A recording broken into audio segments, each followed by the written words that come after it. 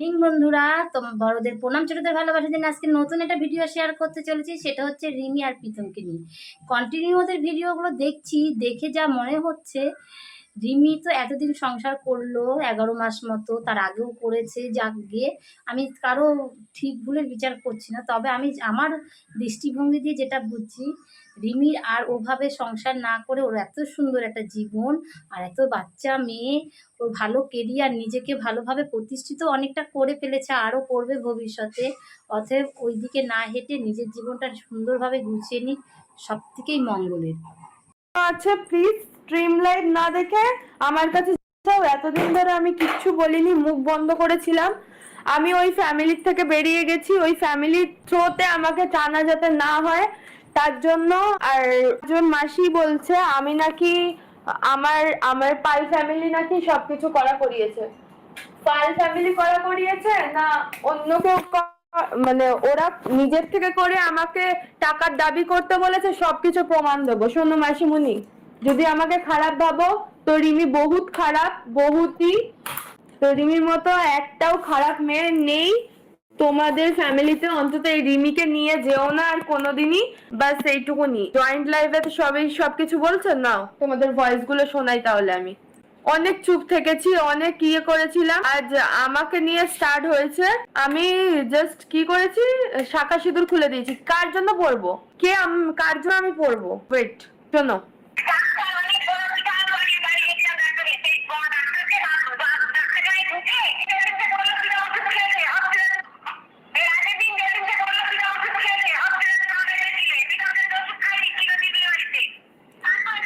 ও ওষুধ খায়নি, ছিল দিদির বাড়িতে, এটা আমাকেও বলা হয়েছে। কল রেকর্ড আমার কাছে, ফুল কল রেকর্ড আছে, সবাইকে আমি পাঠিয়ে দেবো। সঙ্গীতা দি, তোমার কাছে ক্ষমা চাইছি। তুমি যদি পার্সোনালি আমার সাথে কন্ট্যাক্ট করো, আমি তোমাকে ফুল রেকর্ড পাঠিয়ে দেবো। প্রীতমের জন্য কতটা কান্না করেছি, কতটা ওর জন্য আমি সবার কাছে ছোট হয়েছি, ওর চ্যানেল ফেরানোর জন্য, ওর আইডি ফেরানোর জন্য কতটা আমি, এমনকি কালনা থানায় ফোন করে পর্যন্ত আমি বলেছিলাম প্রীতমের আইডিটা যাতে ফিরে দেয়। আর যেদিনকে ও ওষুধ খায় সেদিনকে নাকি ওর মাসির বাড়িতে লুচি তরকারি খেয়েছে সারা রাত। ওর মা, ওরা সব গল্প সবকিছু করেছে, প্রমাণ।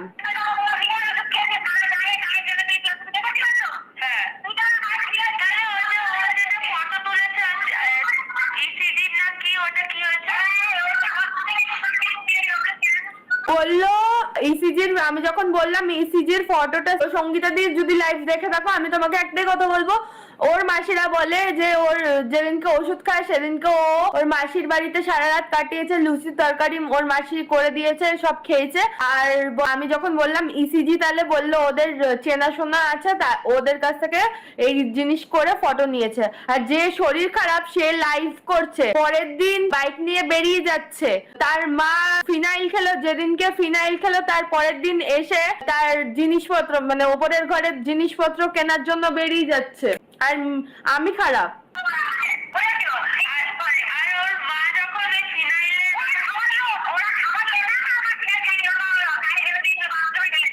বললো ওর মা খাওয়ার লোক না, ওর মা বাথরুমে ঢেলে দিয়েছে। শোনো,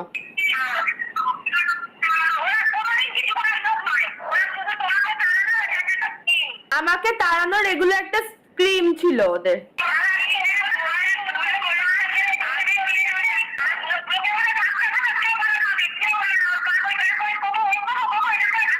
ও বাই দ্য ওয়ে, এই ভয়েসের মধ্যেই আছে মানে নাম নেব না, ওর সাথে বিয়ে করার আগে ছোটবেলায় কার কার সাথে কি করেছে ধরা পড়েছে, ওর মাসিরা ওকে বাঁচাতে গেছে, সবকিছু এই ভয়েসে আছে। শোনো,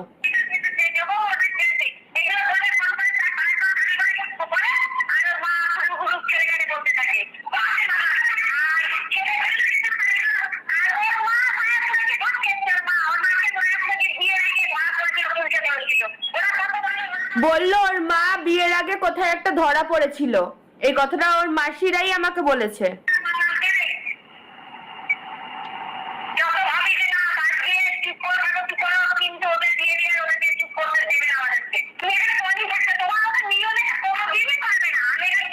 আমাকে বললো তোমার মতো নিরীহ মেয়ে কোনোদিনই পারবে না, ওই সংসারে ফিরে যেও না, তুমি ওদের হাল ধরো।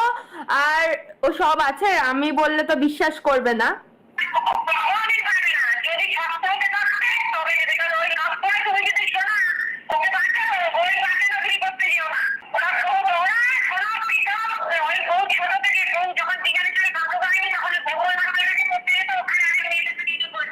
বললো যখন ওর সাথে সম্পর্ক হয়নি ছোট থেকেই ও এরকম, ওর যখন ওর সাথে সম্পর্ক হয়নি কি ভবা পাগলা বাড়ির কোথায় পড়তে যেত ওই মেয়েটার সাথে কি করেছিল তাই জন্য আটকে রেখেছিল ওকে।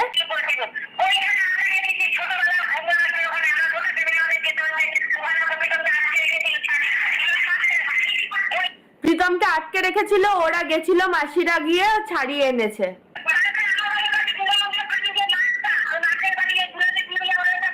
কি দুলালের মেয়ে না রিয়া একটা কে আছে ওই মাঠের পাশে, তার সাথে কি করেছিল সেটা নিয়েও ঝামেলা হয়েছিল। ও রানী, রানী, রিয়া না, সরি, রানী। বলছে রানীর সাথে কম কিছু করেছিল। কি মামার মেয়ে আছে তার সাথে কি করেছিল সেটাতেও ছাড়াতে গেছিল। এগুলো আমি জানবো কি করে ভাই, আমি জানবো কি করে? এগুলো যদি আমাকে ওর ফ্যামিলি না বলে, ওর ফ্যামিলি থেকে ওর মাসি আজকে আমাদের ওপর আঙ্গুল তুলছে, ওর মাসি ভয়েস শোনাবো। ওর মাসি বলেছে আমি ছেলে খুঁজবো, তোর বিয়ে আমি দেবো। কালকে আমি বলেছিলাম মনে আছে তো, যে বলেছিলাম যে কেউ একজন আমাকে বলেছে যে ছেলে দেখে বিয়ে দেবে, ওর বড় মাসি আমাকে বলেছিল ছেলে দেখে বিয়ে দেবো। ওই ছেলের কাছে তুই যাস না, মরে যাবি। খেতে দেবে না, মারধর করবে, সংসার করবে না। ওর মা থাকা সত্ত্বে কোনোদিনই তুই ওই বাড়িতে সংসার করতে পারবি না।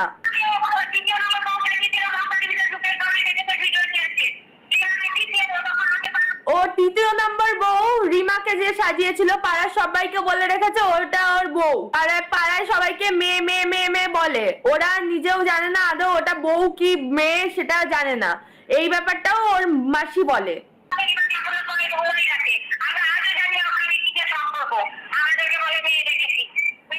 ওরা আদৌ জানে না কি সম্পর্ক, ওরা সবসময় বলে মেয়ে ডেকেছি।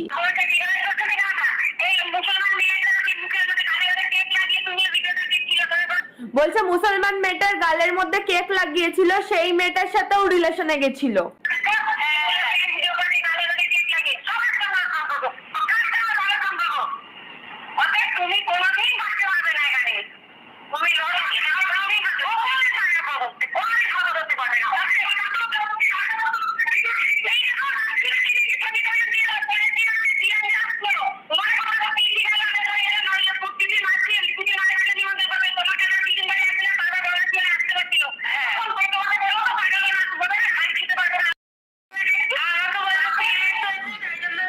ব্যাপারটা হয়েছে যখন ওদের বাড়িতে আমাকে সঙ্গীতাদি দিয়ে আসে, তখন তার পরের দিনই ওর মাসিরা সব বাড়িতে আসে।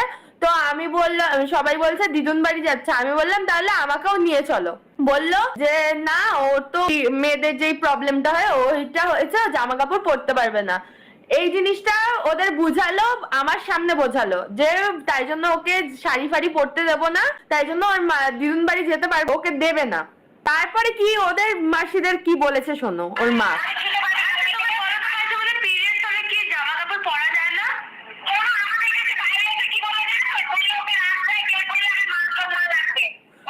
আমাকে রাস্তায় বের করলে মান সম্মান থাকবে না ওদের। ওরা আগের থেকেই জানতো যে আমাকে বাড়ির লোক নিয়ে যাবে কবে। ওদের মাসিদের বলেছে ওর বাড়ির লোক যবে থেকে না নিয়ে যাবে তবে থেকে আমি ওকে বাইরে বার করবো না।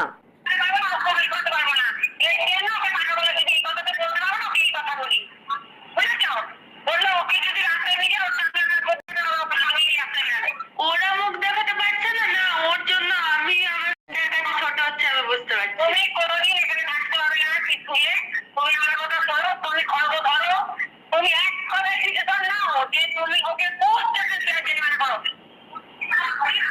এই টাকার জরিমানাটা কে শুরু করেছে? ওর ফ্যামিলি না আমার ফ্যামিলি? কথাটা এখানে কি বলছে যে তুমি কোনোদিনই সংসার করতে পারবে না, খড়গ হাতে বলছে আগে টাকা তারপর পরে ডিভোর্স। টাকার কে শুরু করেছে কথাগুলো? এই যে এগুলো একটাও আমার কথা আছে বা আমার মায়ের কথা আছে এর মধ্যে? এটা শোনো ভালো করে, সবসময় তো আমার ফ্যামিলির দোষ হয়। রিমির দোষ, রিমি হলো নাচনি বালি, তো রিমির দোষ হলো।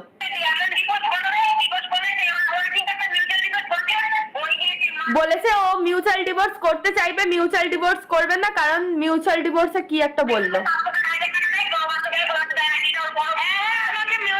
কি 500 দেয় 500 দেয় না, 1 মাসে দেয় 1 মাসে দেয় না, তাই জন্য মিউচুয়াল ডিভোর্স করবে না। যেটা করবে পাকাপোক্ত ভাবে করবে, আর খড়গ ধরো আর টাকা দাবি করো, এটা বলা হয়েছিল।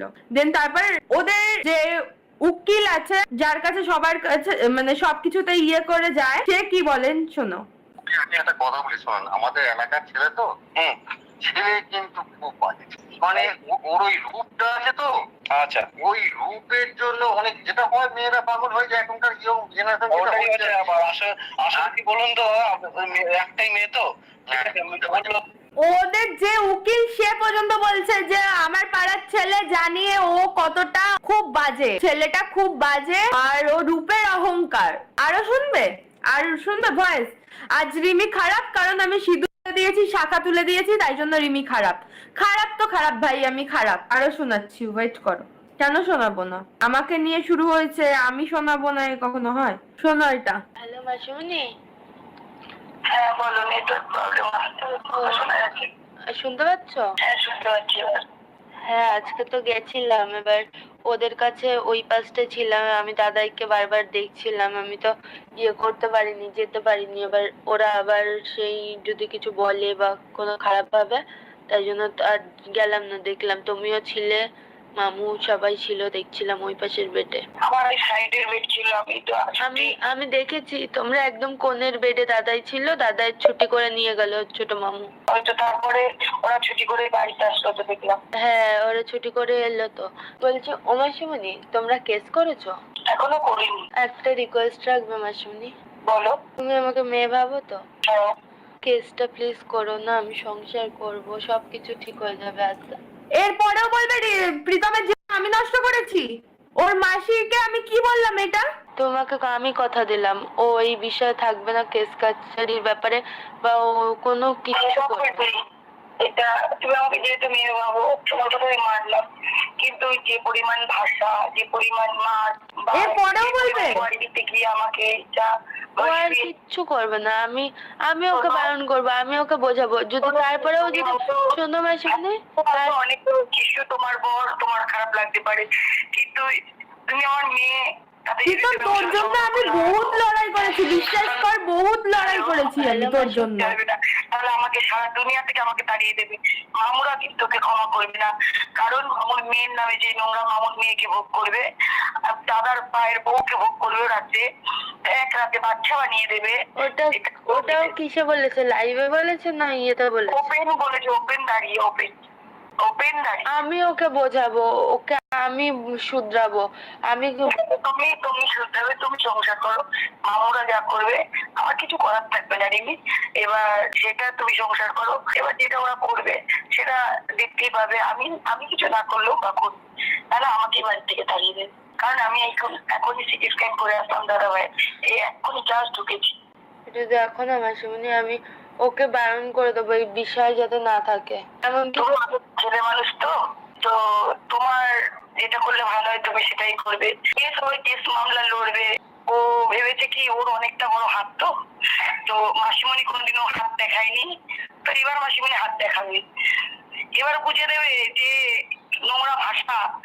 তোমার বাবাকে নিয়ে শুয়েছি, তোমার বাবার সাথে জীবনে কথা বলিনি, তোমার বাবার সাথে শুয়েছি, আমি ছেলে নিয়ে পালিয়ে গেছি, আমি স্যারের সাথে প্রেম করেছি, প্রচুর আর নিতে পারিনি। ভিডিওটা খুললে 800 জনা যদি কমেন্ট করে, 800 জনের মধ্যে 800 জনাই থাকেও ও লোক লাগিয়ে দিয়েছে, তাতে করতে দাও। কিন্তু এই মানুষটা যখন দেখে বসবে না, ঠান্ডা মানুষ, তখন আমি সেটাই দেখবো। ও কালকে থাকার মধ্যে হসপিটালের মধ্যে বলছে আমার মেশো অত রাতে এসে খবর পেয়েছে, হসপিটালে গেছে দেখতে। ওই দেখুন গুন্ডা নিয়ে এসছে, সব গুন্ডা এসছে আমার ছেলেকে মারতে, থানায় হসপিটাল ঘেরাও করেছে চিৎকার করে। তখন পুলিশগুলো বলছে আপনি আর কত নাটক করবেন, পুলিশগুলো পুরো দেখলো, সিসি ক্যামেরা ওখানে রয়েছে। তো এই নাটকের খেলা বারবার চলে না, নাটকের খেলা এবার কিন্তু শেষ হবেই। তো কত নাটক করতে পারে আমি এবার দেখে ছাড়বো না।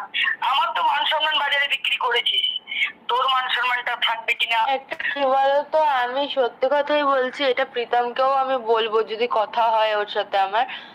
আমি একটা কথাই বলবো, ওর জীবনটা ওর মায়ের জন্য পুরো শেষ হয়ে গেল।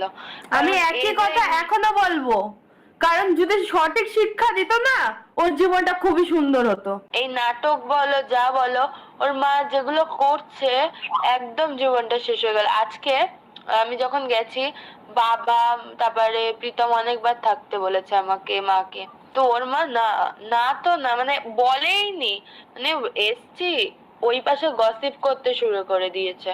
ও কালকে ঝগড়ার স্থলে বলেছিল যে এইবার আমি আমার বউকে নিয়ে আসবো, দেখ খেলার মোড়টা কেমন ঘোরাই। এটা কালকেই বলেছে, আর আজকেই তোমাকে বেশি। By the way, Pritam phone করার রিজনটা হলো, প্রীতম আমাকে ফোন করে জানানোর রিজনটা, ওর মাসি যেটা আমাকে বললো যে ওদের আগে থেকে বলে দিয়েছে যে আমার বৌমাকে আমাদের কাছে আনবো, তোরা শুধু দেখবি, তোদের দেখতে আসবে না। কিন্তু প্রীতম ফোন করার সঙ্গে সঙ্গে প্রীতমকে দেখতে চলে আসবে। আর সেটাও জানে যে রিমি যাই হয়ে যাক, প্রীতমের যদি কিছু ক্ষতি হয় প্রীতমকে দেখতে চলে যাবে, তাই জন্য প্রীতমের কাছে গেছে। সেটা মাসিদের স্বচক্ষে প্রমাণ দেখালো। মাসির কথা এটা, আমার কথা না। আমি তখনই বললাম, বাহ সুন্দর তো আমার চালটা। তো বলছে আমার বউকে ও নিয়ে ওর কাছে কিসের জন্য থাকতে যাবে, আমার বউকে। তোর ভয় কিসের? ওই লাইভে যা, আমার কোনো ভয় নেই, আমি কারোর লাইভে যেতে পারবো না, প্লিজ। আমার লাইভ, আমার চ্যানেল আছে, আমি সেখান থেকে আমি বলছি, যদি কারোর প্রয়োজন হয় আমাকে ফোন করুক, আমি অবশ্যই তাদের বলবো। আমি বললাম বাহ। আমাকে তো ফোন করেছিল প্রীতম যে হ্যাঁ, এটা তখনই বলেছিল ঝগড়ার মধ্যে। আর আমরা এটা জানতাম যে এইটাই হবে। খুব ভালো লেগেছে আজকে, আমার দেখে খুব ভালো লেগেছে। তুমি আমার সাথে কথা বলনি বা তাকাতাকি আমিও তাকিয়েছি, ভালো লেগেছে। এতে আমার দুঃখ অনুশোচনা হয়নি। তুমি ভালো থাকো, সুস্থ আমি থাকো। তোমাকে দেখেছি, আমি তাকেও ছিলাম, তুমি ফোনে কার সাথে কথা বলছিলে, দাদাই আমি মনে করিনি যে ওই ওই ওই ধরনের যে ব্যক্তিগুলো ওই টেবিলে ছিল তারা আমার আপনজন কেউ, বা তাদের আমার ঘৃণা লাগে, তাদের আমি আমার জীবনেও তারা আমার কেউ ছিল, আমি এটা মনে করি না। ওই ছোট লোক নোংরা ফ্যামিলিতে আমি মনে করি না ওই নোংরা লোকের আমার ফ্যামিলির কেউ, বা আমার ওরা আত্মীয় স্বজন। এটা তুমি শুনে রাখো, ওই ফ্যামিলি আমার কাছ থেকে মৃত্যু। তুমি জানো তো মাসিমণি, প্রীতমের এখানে কোনো দোষ নেই, ওর যত সব করছে ওর মা করছে, ও নিজেও আজ পর্যন্ত বুঝতে পারছে না। তোমার ক্যালকুলেশনে দেখেছো, তুমি তো দুনিয়াটা অনেকটা দেখোনি, আমি খুব ছোট্ট থেকে দেখেছি কে দোষী আর কেমন তৈরি করেছে ওই দানবকে। আমার ছেলের মাথাটাকে এত মেরেছে, এত গাঁটে পিঠে মাংস গেলে, ওই দানবের শাস্তি যদি না হয় ঈশ্বর ক্ষমা করবে না। এরপরেও বলবে রিমির ফ্যামিলি শাস্তি দিয়া করিয়েছে। আমি তো ওর ব্যাপারে বলেই যাচ্ছি, ও করেনি, ওকে শাস্তি দিও না, দিও না, দিও না, ও করেনি। এটা আমি তোমাকে বলে রাখলাম। আর ও যেভাবে আমার চোখটার মধ্যে ক্ষতি করেছে, আমার পায়ে মাংস কামড়েছে, ঈশ্বর ওকে ক্ষমা করবে না। আর আমি ক্ষমা করলেও আমার ভাইরা ওকে যেতে দেবে না, এটা তুমি জেনে রাখো। আর আমার হাতটা এবার কতটা লম্বা সেটা আমি এবার ভালো করে বুঝিয়ে দেবো, ঠান্ডা মাথায় বুঝিয়ে দেবো। আমাকে হুমকি দেয় তো, ওর আইডিয়া আমি খেয়েছি, আমি ওকে বেঁচে খাই, কে কাকে বেঁচে খায় দুনিয়া হবে এবার সামনাসামনি আমি বেঁচে, কে কাকে বাঁচায় আর কে কাকে বেঁচে খায়। এইবার আর নাহলে তো আমি শ্বশুরবাড়ি থাকতে পারবো না, কারণ আমাকে তো মেসো তাড়িয়ে দেবে বাড়ি থেকে। ওকে ছাড়, ওকে ছেড়ে দিয়েছি আমি। তুমি তোমার দিক দিয়ে একদম কারেক্ট, আমি সেটা বুঝতে পেরেছি, কিন্তু আমি তোমার কোনো দেখবো না, কারণ আমি পুরোটাই জানি বা দেখেছি আর নিজেও ফিল করেছি। আমি না, কি বলতো মাসিমণি, আমি মারা যেত, হুমকি দিয়েছিল মেরেছে, তাই স্কিম করে নাটক করে এটা করেছে। কি বলতো, আমি ওর মায়ের জ্বালা যন্ত্রণা আমি সয়েছি, সেই হিসেবে আমি জিনিসটা জানি যে ওর মা ওকে কতটা চালনা করে। কিন্তু কি বলতো, ছেলেটা একটা যদি ভালো স্বাদ পেত না, যদি ভালো কারোর কাছে মতামত নিত, সত্যি মানুষের মতো মানুষ হতো। কারণ আমি তোমাকে বলছি, ওকে ওর মা বহুত চালনা করে, বহুত। আর ও মা ভক্ত প্রাণ, আর মা যে ওর জীবনটাকে শেষ করে দিচ্ছে ও বুঝতে পারছে না এখন। পরে ও হাত কামড়ালেও ও পাবে না, মাথা ঠুকলেও কাউকে পাবে না সে। কাউকে দরকার হয় নাকি? তুমি ভাব, ওর মাও স্বার্থবাদী, ওর মাও লম্পট চরিত্রহীন ছেলে যদি বলে তার বৌদিকে নিয়ে এক রাতে বাচ্চা বানিয়ে দেবে বা হাতে ভোগ করবে, তাকে আমি লম্পট চরিত্রহীন বলি। তার মাকেও ভোগ করেছে, আর মার কাছে যাক তো আজ বলে ও আমার কাছে মৃত, যে আমার সন্তানকে মেরে দিতে চেয়েছে, তাকে আমি ক্ষমা জীবনে করবো না, জীবনে না। কারণ আমার একটা সন্তান, তার গায়ে যখন প্রতিনিয়ত বলেছে ও যখন জিও থেকে ফিরোকে মেরে দেবে, ঠিক আছে এবার দেখা যাক দেখা যাক। আমি এবার মাঠে ময়দানে ভালো করেই নামবো, দেখা যাক। আরো শোনাচ্ছি, ওয়েট দাঁড়াও। রিমির দোষ, রিমির ফ্যামিলির দোষ, মানে সবকিছু প্রীতমের ফ্যামিলি সবকিছু প্রমাণ রাখে, রিমি কিছু রাখে না। আর রিমি সবসময় প্রীতমের ক্ষতিটাই চায়। প্রীতমের জন্য যে সবার কাছে ছোট হয় সেটা কেউ দেখে না, কেউ দেখে না, সেটা কেউ দেখবেই না। রিমি তো লম্পট, রিমি চরিত্রহীন, রিমি বার ডান্সার, রিমি গাঁজাখোর, রিমি